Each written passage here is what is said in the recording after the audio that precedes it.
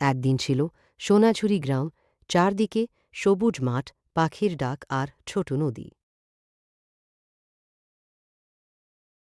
রাফি নামের সাহসী ছেলে শুনল জঙ্গলে জাদুর গাছ আছে।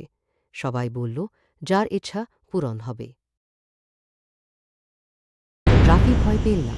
পরদিন সকালে সে জঙ্গলে ঢুকল। অদ্ভুত শব্দ হলো, কিন্তু সে থামল না।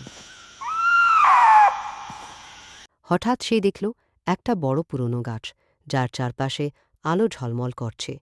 গাছটা যেন কথা বলল, বলো তোমার ইচ্ছা কি।